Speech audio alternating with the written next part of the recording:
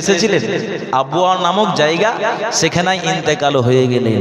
সে সময় মা আমেনা বয়স বেশি নয়, একবারে কুমারী, গর্ভে আমার নবী।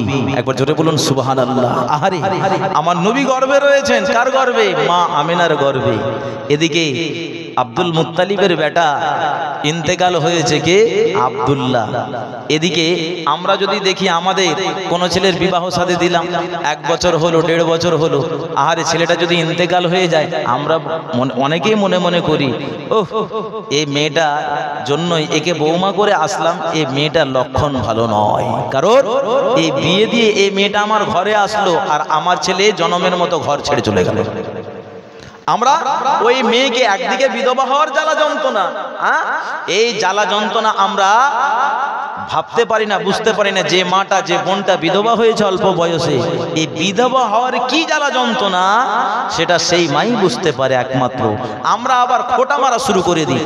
আমার ভাইজানেরা, কারোর জন্য কেউ ইন্তেকাল করে না, আল্লাহ পাক যার তকদিরে যেটা টাইম মেরে দিয়েছে সেই টাইমের বেশি সে আর বাঁচবে না। কি গো, বাঁচবে?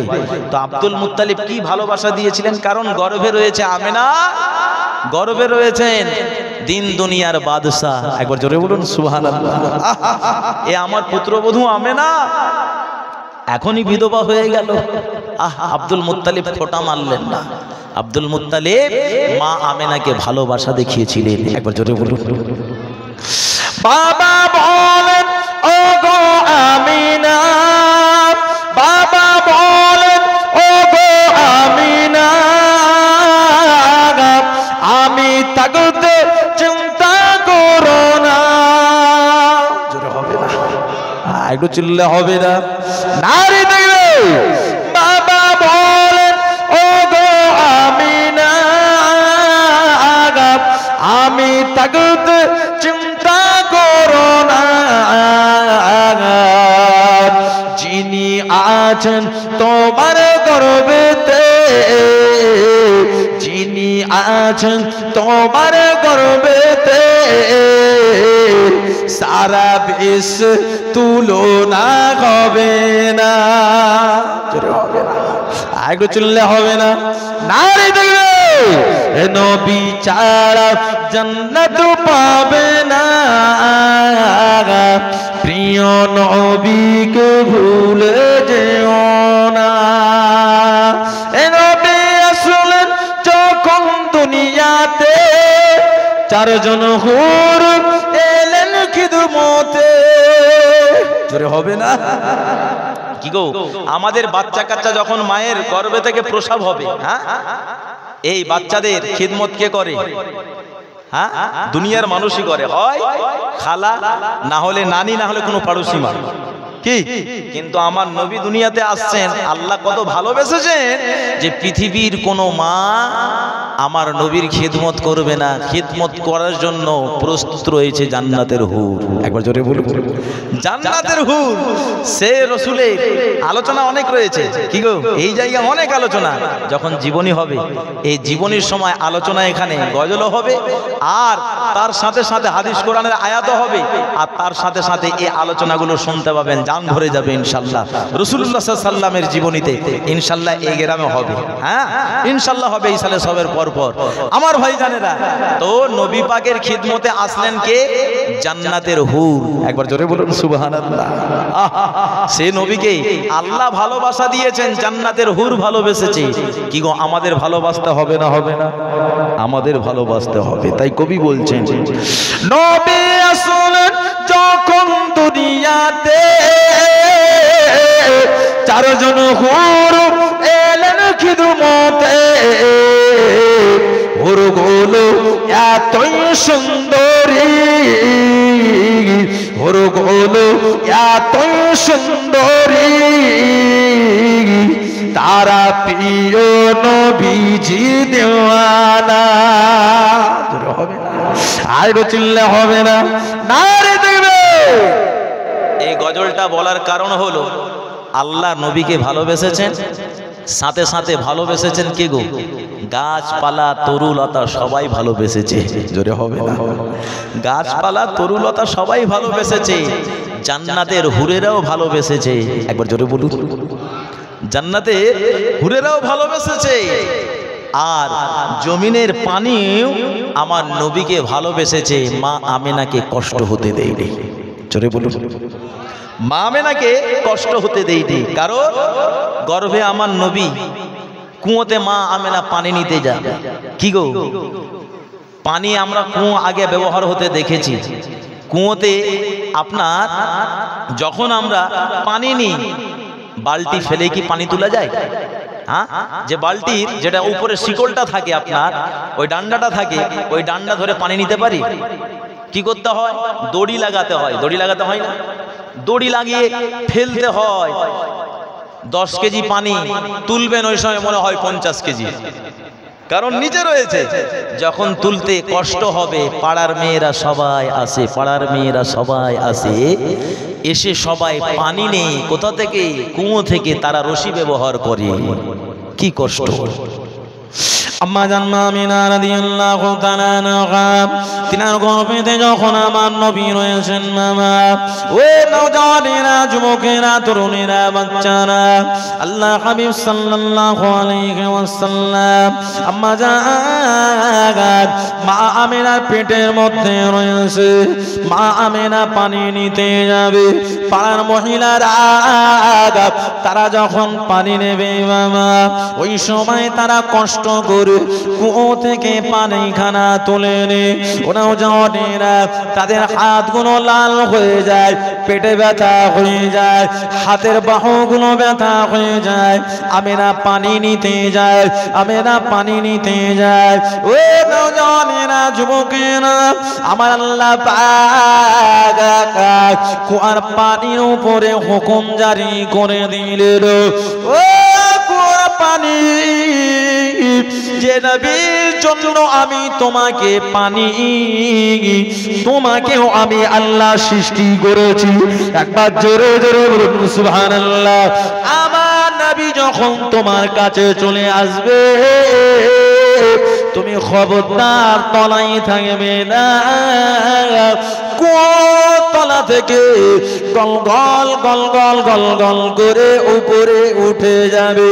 আমার নবী পাকের আম্মা জান মা আমেনা কষ্ট দেবে না, যে আমেনার গর্ভেতে স্বয়ং আমার হাবিবুল্লাহ রয়েছে।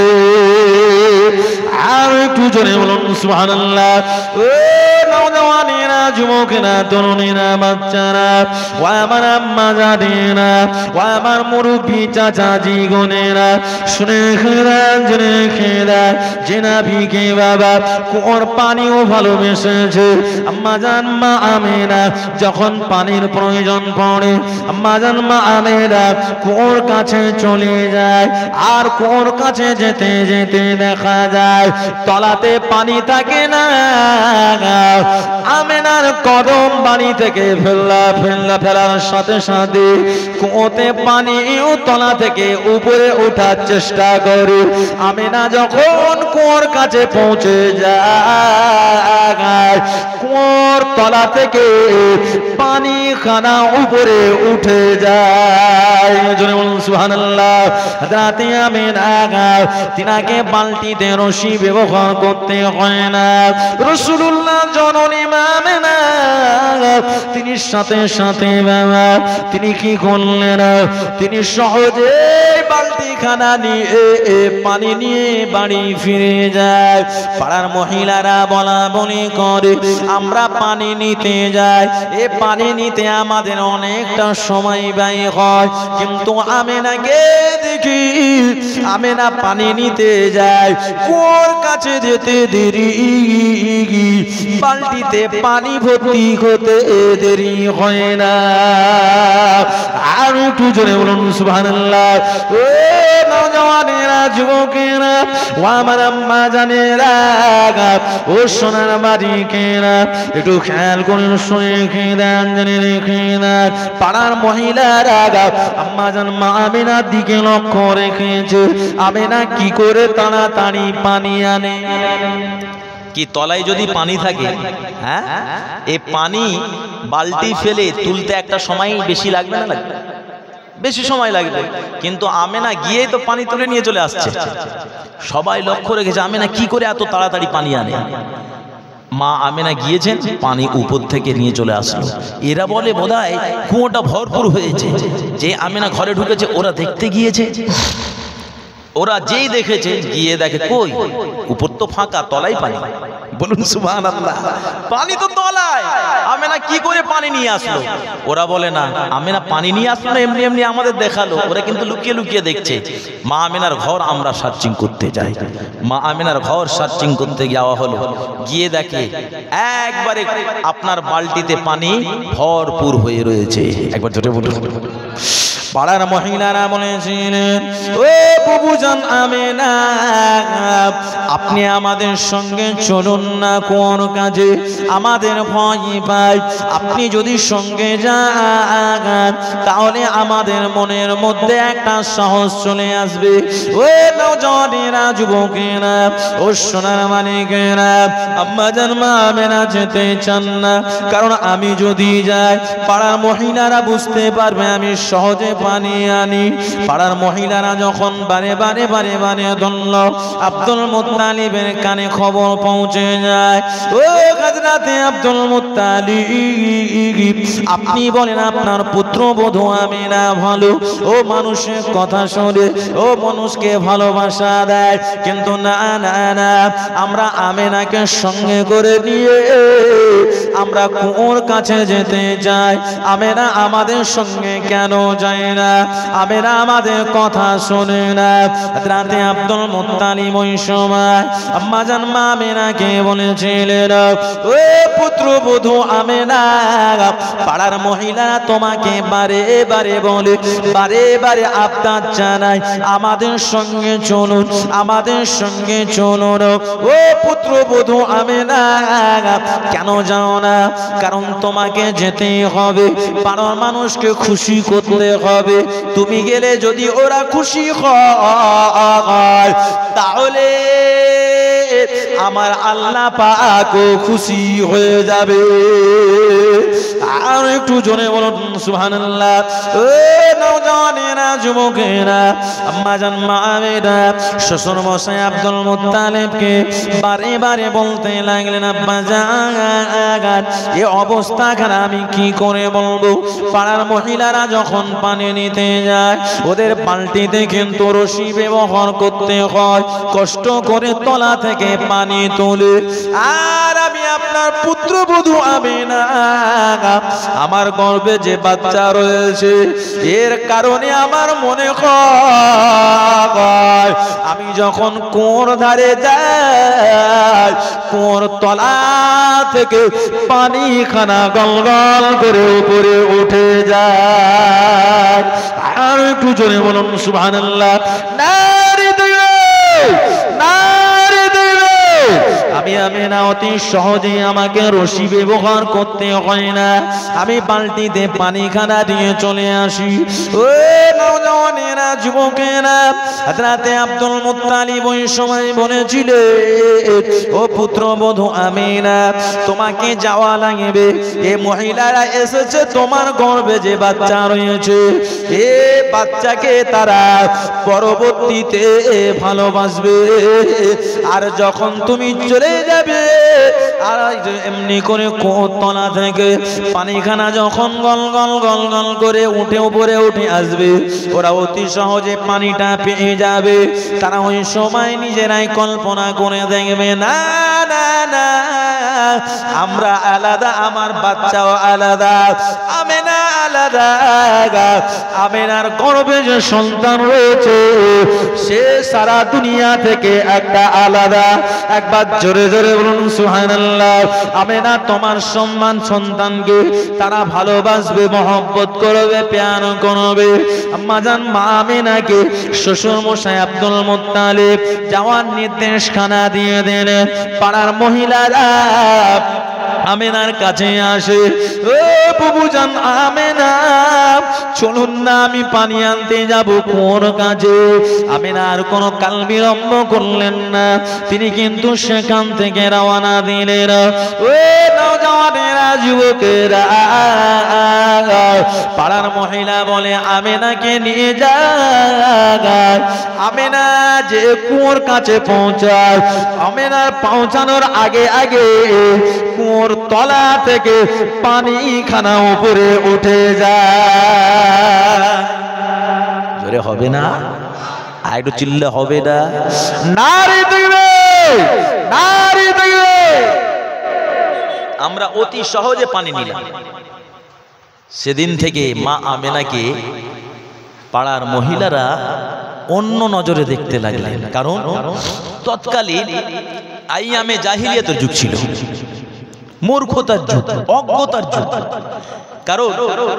কারো গর্ভে যদি মহিলা থাকতো, পেটে যদি বাচ্চা মেয়ে হতো, ওই বাচ্চা ভূমিষ্ঠ হওয়ার সাথে সাথে আহারে তার পিতা কি করত, যে মেয়ের পরিচয় দেব না, আমি মেয়ের পিতা হতে চাই না, আমি মেয়ের পিতা হতে চাই না, এ মেয়ের মুখ দেখবো না। ঠ্যাং ধরে যে মা বাচ্চা প্রসব করলো, মা কিন্তু ছেলেকেও ভালোবাসে আর মেয়েকেও ভালোবাসে। মা কোনো সন্তানকে পার্থক্য করে না, কারণ বাচ্চার প্রতি একটা মায়ের আলাদাই মায়া মহব্বত থাকে, ওই মায়া মমতা থাকে। ওই মায়ের সামনে ওই বাচ্চাটা ঠ্যাং ধরে, ওই জাহিলিয়াতের যুগে আপনার ওই বদমাইশেরা নিজের বাচ্চাকে ঠ্যাং ধরে মায়ের সামনে তুলে আছাড় মেরে একবারে আপনার জনমের মতো শেষ করে দিত। আমেনা বলে আহারে এই যুগ এমন একটা যুগ যে ওই আইয়ামে জাহিলিয়াতের যুগে যে বাচ্চাগুলো এতিম হয়ে যেত, পিতা বেঁচে থাকতো না, আর মহিলারা যদি বিধবা হয়ে যেত তাদের ভালো নজরে দেখতো না। কারণ যেটাকে আমরা গোদা বাংলায় বলে থাকি কুলক্ষণ, কি গো, যে এর লক্ষণ ভালো না, কারণ স্বামী টিকাতে পারলো না। ভাই কখন কার মৃত্যু হবে কেউ বলতে পারবে? কারো যদি সত্যি সত্যি ছেলে মারা যায়, বলবে ও ওই লোকটা কেমন জানো, ওর মতন হারামি লোক নেই। কারণ ও যদি ভালো থাকতো তাহলে ওর একটা ছেলে দুটো ছেলে অল্প বয়সে বিদায় নিত না। আমার ভাই জানেন এই কথা বলা চলবে? হ্যাঁ, আল্লাহর হাবিব সাল্লাল্লাহু আলাইহি সাল্লামের 4 জন কন্যা ছিল আর 4 জন ছেলে ছিল, কি? কিন্তু রাসূল সাল্লাল্লাহু আলাইহি সাল্লাম বেঁচে থাকা অবস্থায় 7 জন ছেলে মেয়ে বিদায় নিয়েছেন, মাত্র একজন বেঁচে ছিলেন। তিনি হচ্ছেন খাতুনে জান্নাত হযরতে ফাতেমা রাদিয়াল্লাহু আনহা। বাকি 7 জন বিদায় নিয়েছিলেন। তাহলে এখানে কি বলবে? এখানে কারো যদি ছেলে বিদায় নেই, ইন্তেকাল হয়ে যায়, মেয়ে ইন্তেকাল হয়ে যায়, বাপ খারাপ যদি হয়, আপনার নজরে আপনার এই কথা বলা যাবে না। কি গো বলা যাবে? হ্যাঁ, কারণ আমার নবী সাল্লাল্লাহু আলাইহি সাল্লামের ইব্রাহিম নামক সন্তানটা যখন ইন্তেকাল হয়, রাসূলুল্লাহর চাচা যাকে বলা হয়, যার নাম বলা হয় আপনার আবুল আহাব, এ আবুল আহাব বলেছিল মোহাম্মদ নির্বংশ, মোহাম্মদ নির্বংশ, মোহাম্মদ আফতার, মোহাম্মদ লেজ কাটা, মোহাম্মদের আর বংশের কোনো পরিচয় থাকবে না। তাহলে আমরা যদি কাউকে বলি যে এ লোকটা ভালো নয়, এর লক্ষণ ভালো নয়, কারণ এর স্বভাব যদি ভালো থাকতো তাহলে ওর অল্প অল্প বয়সে ওর ছেলে মেয়েরা ইন্তেকাল হয়ে যেত। হ্যাঁ, তাহলে আমাদের চলাফেরাটা, কথাবার্তাটা আল্লাহ রসুলের দিকে হলো না আবুল আহাবের দিকে হলো? কি গো, এরকম যারা কথা বলবে যে আবুল আহাব যে মার্কা কথা বলেছে আমার রসুলকে, মোহাম্মদ লেজ কাটা নির্বংশ, মোহাম্মদের ছেলেগুলো বিদায় নিয়ে নিল, তাহলে আমাদের ভালোবাসাটা রসুল্লাহর দিকে হবে না, আমাদের ভালোবাসাটা হয়ে যাবে কোন দিকে? আমাদের ভালোবাসাটা হয়ে যাবে আবুল আহাবের দিকে। আর আবুল আহাবের দিকে যদি আমাদের কথাবার্তার মিল হয়ে যায়, মনে রাখবেন চিরকাল জাহান্নামী, চিরকাল জাহান্নামী। বলুন নাউজুবিল্লাহ। ও দুনিয়ার মুসলমানেরা, নবীর উম্মতেরা, ও সোনার মালিকেরা,